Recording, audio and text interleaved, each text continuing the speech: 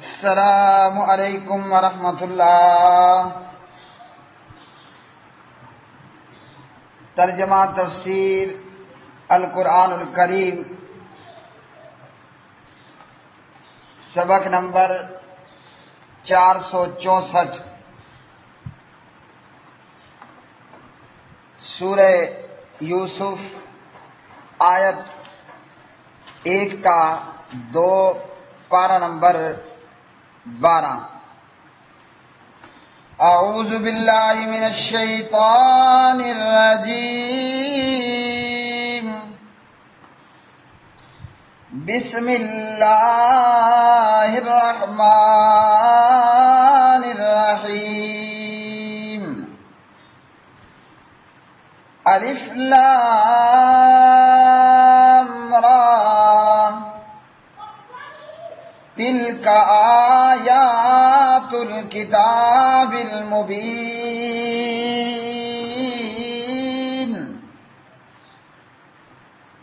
انا انزلناہ قرآنا عربیا لعلکم تعقلون۔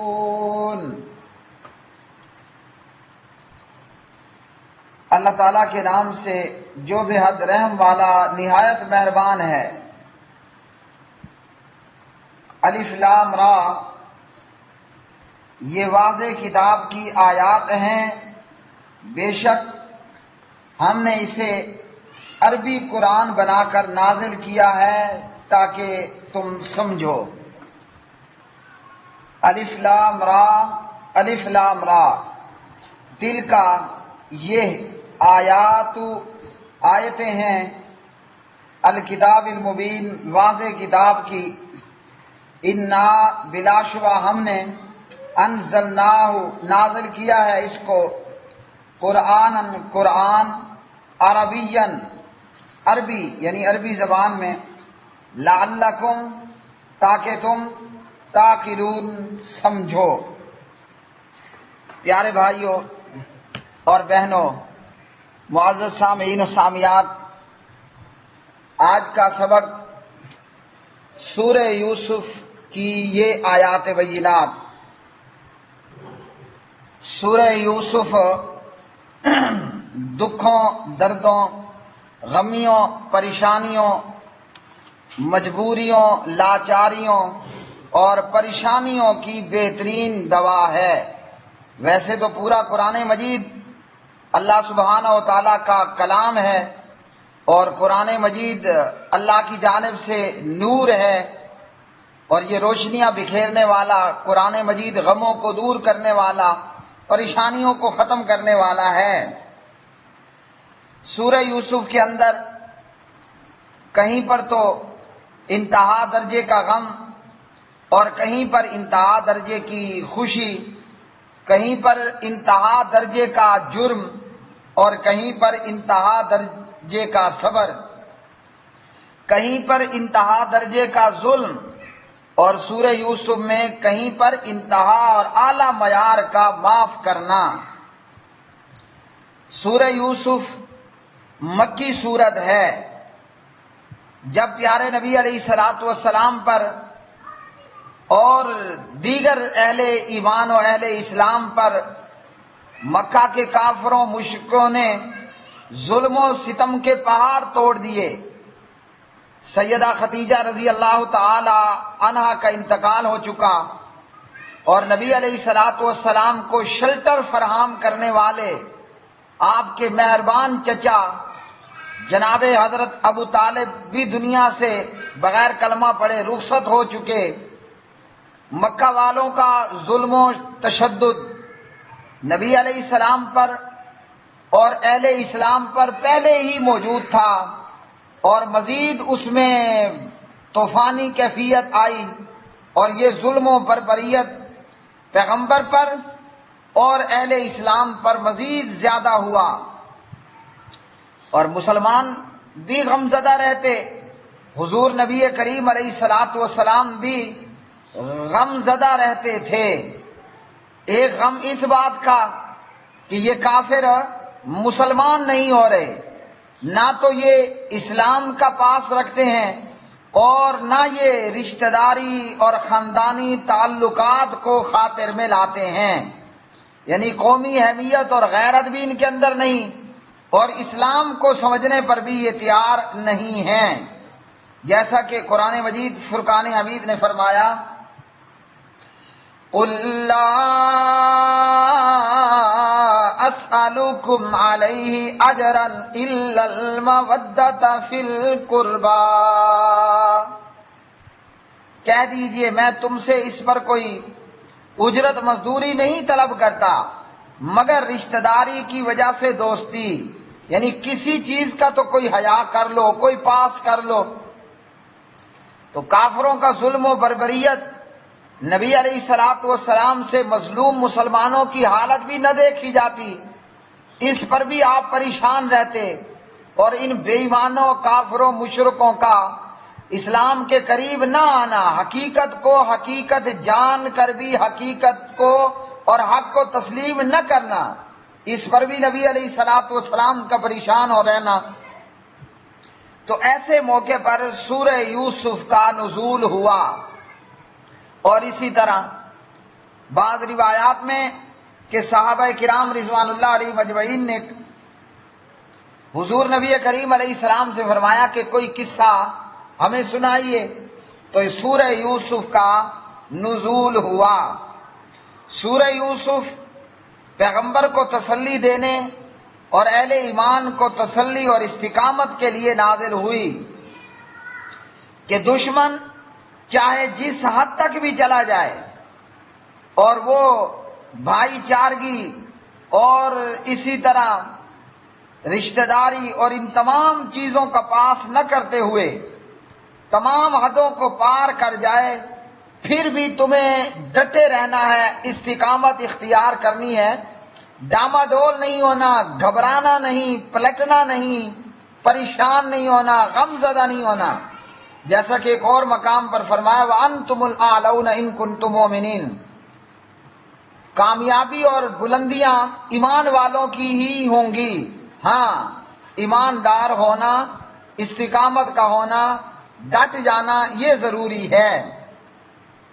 تو اس سورہ مبارکہ کے اندر اللہ سبحانہ و تعالیٰ نے غم اور پریشانی کا ذکر کیا کہ وہ غم اور پریشانی کے آسمان کو چھو رہی ہو، پھر اس کے بعد خوشیوں کا ذکر بھی کیا، یعنی مصیبت خوشی، تنگی آسانی، پھر اسی طرح بے بسی کا ذکر کیا، اور پھر بے بسی کے بعد کمال درجے کے عروج کا ذکر کیا۔ غم اور پریشانی ایسی کہ بابا جی یعقوب علیہ السلام کی آنکھیں آنسو بہا بہا کر بابا جی نابینا ہو گئے، اور پھر خوشی خوشی اس انتہا درجے کی کہ سالوں سے بینائی سے محروم آنکھیں وہ پلک جھپکنے میں اتنی بڑی خوشی ملی کہ نابینا کی آنکھوں نے کام کرنا شروع کر دیا اور وہ دیکھنے کے قابل ہوئیں۔ اسی طرح گناہ کی دعوت اور پھر اس پر کمال درجے کا صبر اور پاک دامنی کا اختیار کرنا، انتہا درجے کا ظلم اور کمال درجے کی معافی، اس طرح کے بہت سارے واقعات اور مراحل اس سورہ مبارکہ میں نازل ہوئے، اور اس سے مسلمانوں کو بھی اور پیغمبر کو بھی تسلی ہوئی اور انہیں مزید ایمان پر اور اسلام پر استقامت حاصل ہوئی۔ پتہ چلا کہ غموں اور پریشانیوں کا علاج، مصیبتوں اور مشکلات کا علاج وہ اللہ کا قرآن ہے۔ قرآن پڑھنے سے بندے کی ٹینشن دور ہوتی ہے، اور قرآن سننے سے بندے کی ٹینشن دور ہوتی ہے۔ آج ٹینشن ایک بہت بڑی بیماری بن چکی ہے، آج ٹینشن بہت ساری بیماریوں کی بنیاد بن چکی ہے، شوگر ہے، بلڈ پریشر ہے، بے شمار ایسی بیماریاں ہیں کہ جن کی بنیاد محض ٹینشن ہے، پریشانی۔ ایک چھوٹی سے چھوٹی عمر کا شخص بھی پریشان ہے اور اسی سے بیماریوں میں مبتلا ہے، اور ایک بڑی سے بڑی عمر کا شخص بھی اسی ٹینشن کے ہاتھوں لاچار ہے اور مجبور ہے۔ ایک شخص مجھے ملا، چنگا ہٹا کٹا موٹا تازہ، لیکن جب اس سے میں نے دیکھا تو انتہائی دبلا پتلا کمزور۔ وجہ پوچھی، بھئی کیا وجہ ہے؟ کہا کہ ٹینشن، پہلے میں 4 روٹیاں کھایا کرتا تھا، اب میرے سر پر ٹینشن ہے قرضے کی، تو میری بھوک مر گئی، روٹی آدھی روٹی کھائی اور بھوک ختم۔ تو یہ ٹینشن بڑوں کو بھی ہے چھوٹوں کو بھی ہے، یہ ٹینشن مردوں کو بھی ہے اور عورتوں کو بھی ہے، اور بال بچے دار کو بھی ہے اور اکیلے شخص کو بھی ہے۔ تو اس ٹینشن کا علاج اللہ کا قرآن ہے۔ پیغمبر کو ٹینشن، ایمان والوں کو ٹینشن، کافر ظلم و ستم کر رہے ہیں اور بے ایمان حق کو حق جاننے کے باوجود اسلام کی طرف نہیں آتے، حق کو قبول نہیں کرتے۔ تو ہر قسم کی ٹینشن کا علاج وہ دنیاوی ہے یا دینی، ہر قسم کی ٹینشن کا علاج وہ اللہ کا قرآن ہے۔ لیکن سوال یہ ہے کہ کوئی قرآن پڑھے تو نا، ہم نے تو نعوذ باللہ ٹینشن کا علاج کیا رکھ لیا؟ قصے، کہانیاں، لطیفے، جوک، مزاحیہ کلپ، ڈرامے، فلمیں، یہ ہم نے ٹینشن کا علاج سمجھ لیا، اور جبکہ یہ تو بذات خود نعوذ باللہ ٹینشن ہی ہے۔ ٹینشن کا علاج اللہ کا قرآن ہے، اور نبی علیہ الصلوۃ والسلام کے لیے اس سورہ مبارکہ میں دل کی تسلی کا پورا سامان موجود تھا۔ جناب یوسف علیہ السلام نے کنویں میں پھینکنے پر صبر کیا، صبر کے نتیجے میں اللہ نے کنویں سے اٹھایا اور تخت پر بٹھا دیا، بادشاہ اور وزیر بنا دیا۔ اور اسی طرح اللہ کی خاطر لوگوں کو معاف کرنے کا جذبہ، کہ بھائیوں نے اتنا برا کیا یوسف کے ساتھ علیہ السلام، مگر جناب یوسف علیہ السلام نے کمال درجے کی سخاوت کا مظاہرہ کرتے ہوئے ان مجرموں کو معاف کر دیا اور کہا کہ جاؤ، اپنے گناہ کو تسلیم کر رہے ہو تو اللہ سے استغفار کرو۔ بھائیوں، 14 صدیاں بعد بھی اور بہنوں 14 صدیاں بعد بھی ہماری ٹینشن کا علاج وہ اللہ کے قرآن میں ہے۔ قرآن پاک کو پڑھنا، قرآن پاک کو سننا اور قرآن پاک کو سمجھنا، قرآن پاک کا پڑھنا، قرآن پاک کا سننا اور قرآن مجید کا سمجھنا۔ دنیا کا کوئی بھی بیمار شخص وہ اللہ کا قرآن کہیں سے پڑھنا شروع کر دے، کہیں سے سننا شروع کر دے اور قرآن کو سمجھنا شروع کر دے، بیماری اور مصیبت دور ہو جائے گی۔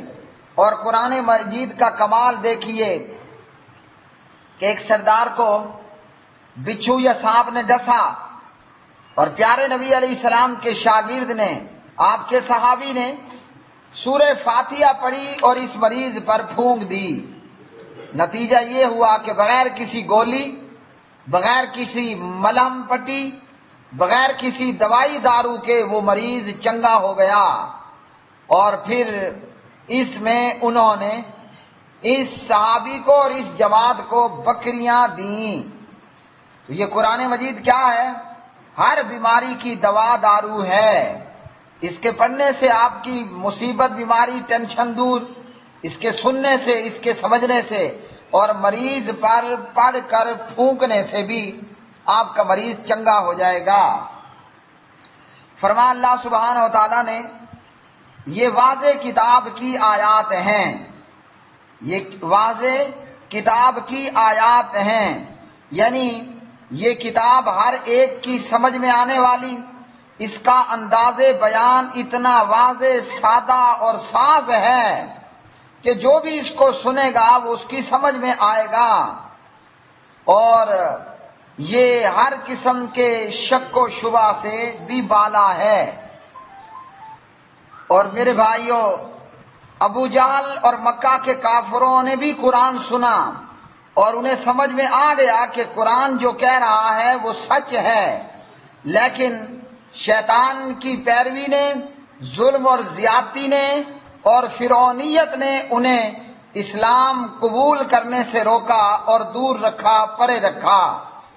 تو قرآن مجید جو بھی سنتا ہے، قرآن پاک ایک ایسی کتاب ہے کہ جس کی آیات بڑی واضح ہیں، اس کا انداز بیان واضح اور ہر ایک کی سمجھ میں آنے والا ہے۔ اور فرمایا اللہ سبحانہ و تعالیٰ نے کہ ہم نے اس قرآن مجید کو عربی میں نازل کیا تاکہ تم اسے سمجھ سکو۔ تو یہ قرآن پاک ایک ایسی زبان میں اللہ سبحانہ و تعالیٰ نے نازل کی کہ جو زبان بھی عام فہم ہے اور دیگر تمام زبانوں اور لینگویجوں کی مقابلے میں انتہائی سادہ زبان اور جلدی سمجھ آنے والی زبان۔ ایسی لینگویج، ایسی زبان یہ عربی کہ ایک ہی لفظ کے اندر کوزے میں سمندر بند کی مثال۔ اور یہ قرآن پاک، یہ کتاب عربی قرآن ہے۔ قرآن کا معنی پڑھنا ہے، یعنی ایسی کتاب جو اتنی پڑھی جانے والی ہے کہ سراسر اس کا وجود ہی پڑھا جانا ہے، اور اس میں عقل والوں کے لیے بہت کچھ موجود ہے۔ لغت عرب تمام زبانوں سے زیادہ عام فہم، فصیح، واضح ہے۔ اور یہ قرآن مجید تمام زبانوں میں سب سے باشرف زبان میں نازل ہوئی، اور تمام رسولوں میں بڑے رتبے اور بڑی شان والے رسول پر نازل ہوئی، اور فرشتوں میں سب سے اشرف فرشتہ جناب جبریل علیہ السلام اسے لے کر آئے، اور تمام دنیا میں سب سے اشرف علاقہ اور خطہ مکہ مکرمہ میں یہ کتاب نازل ہوئی، اور سال کے سب سے زیادہ اشرف مہینے، عزت والے مہینے رمضان میں نازل ہوئی، اور رمضان کی سب سے افضل راتوں میں تاک رات لیلۃ القدر میں نازل ہوئی۔ تو یہ اس قرآن مجید فرقان حمید کے اعزازات ہیں۔ تو عربی زبان بھی ایک اشرف زبان، اور عرب قوم پہاڑوں اور صحراؤں میں رہنے والے اور ہر وقت سفر میں رہنے والے، اور عرب قوم نہایتی جفا کش اور خوددار قوم، اور ہمیشہ عرب قوم غلامی سے آزاد رہی، ورنہ اس وقت میں بھی روم اور فارس کی بڑی بڑی سلطنتیں اپنے وقت کے اندر بہت بڑی بڑی سپر پاورز موجود تھیں، لیکن یہ عرب قوم ہمیشہ غلامی سے آزاد رہی۔ اس عرب قوم کے اندر اگرچہ خرابیاں اور گمراہیاں بہت سی موجود تھیں، مثلا بت پرستی، شرک، ظلم و ستم، آپس کی لڑائیاں، چوری، ڈاکے، زنا، شراب اور اس طرح کے دیگر بہت سارے جرائم عام تھے، لیکن اس کے باوجود یہ عرب قوم موجود قوموں میں سب سے خصوصی اوصاف کی حامل تھی۔ اس کے اندر غیرت، قبائلی زندگی کی وجہ سے حمیت، اپنا دفاع کا جذبہ، کسی بھی صورت میں غلامی قبول نہ کرنا، وعدے اور عہد اور وفا کو پورا کرنا، سخاوت، سچ بولنا، ان پڑھ ہونے کے باوجود کمال درجے کا جو ہے وہ مضبوط حافظہ۔ عرب قوم اپنے آپ کو عرب اور دوسروں کو عجم کہتے تھے۔